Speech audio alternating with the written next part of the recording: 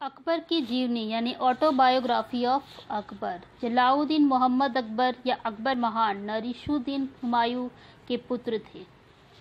अकबर का जन्म 15 अक्टूबर 1942 को सिंध के राजपूत किले अमरकोट में हुआ था।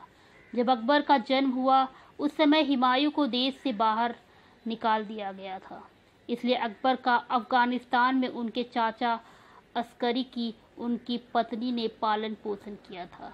अकबर ने अपनी युवावस्था में शिकार करना और युद्ध करना सीख लिया था, लेकिन अकबर को पढ़ना और लिखना नहीं आता था। अकबर प्रत्येक क्षेत्र में माहिर होने के साथ साथ एक प्रसिद्ध शासक थे। जब अकबर के पिता हुमायूं की एक दुर्घटना में मृत्यु हो गई, तब 14 फरवरी 1956 में अकबर ने राज सिंहासन संभाला। उस समय अकबर मात्र 13 साल के थे और यह उनके जीवन के शुरुआती दिन थे। उस समय अकबर अपने पिता के मंत्री बैरम खान की एक समक्ष मार्गदर्शिका के अधीन थे। सिंहासन संभालने के बाद अकबर ने पंजाब के शेर शाह सूरी के बेटे सिकंदर शाह सूरी की शक्ति को नष्ट करने का फैसला लिया और ताड़ी बेग खान के अधीन दिल्ली शहर को छोड़ दिया।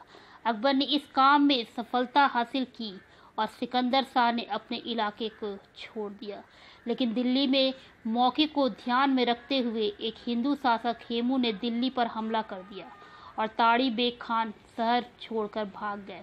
अकबर ने हेमू की सेना से मुलाकात की और पानीपत के दूसरे युद्ध में हेमू को पराजित कर दिया। अकबर एक बहुत ही कुशल शासक थे और पूरे भारत को अपने शासन के अधीन शामिल करने की कोशिश करते थे। इसके लिए अकबर ने कई रणनीतियों को अपनाया। कुछ स्थानों पर अकबर ने अपनी सैन्य शक्तियों का भी इस्तेमाल किया, जबकि अन्य जगहों पर अकबर अपने प्रशासनिक कौशल का इस्तेमाल करते थे। अकबर ने कई हिंदू राज्यों में वैवाहिक संबंध स्थापित किए। शादी करने के बाद अकबर अपनी हिंदू पत्नियों को इस्लाम धर्म कबूल करने के लिए मजबूर नहीं करते थे, बल्कि इसकी बजाय अकबर उनके अपने धर्म पर अमल करने के लिए प्रोत्साहित करते थे। अकबर ने दुनिया के सभी धर्मों का सम्मान किया। अकबर के अनुसार सभी धर्म हमें ईश्वर एक है उसका मार्गदर्शन करवाते हैं। अकबर के धर्मनिरपेक्ष दृष्टिकोण के परिणाम स्वरूप दीन इलाही परमात्मा का विश्वास नामक एक नए धर्म का निर्माण हुआ। अकबर ने एक इमारत जिसे इबादत खान यानी पूजा घर कहा जाता है का निर्माण करवाया, जहां अकबर ने धार्मिक वाद विवाद को बढ़ावा दिया था। अकबर के दरबार में 9 नवरत्न थे, जिनमें अबुल फजल, फैजी, तानसेन, बिरबल, राजा टोडरमल, राजा मानसिंह, अब्दुल रहीम खान, फकीर अजीउद्दीन और मुल्ला दो प्याजा शामिल थे।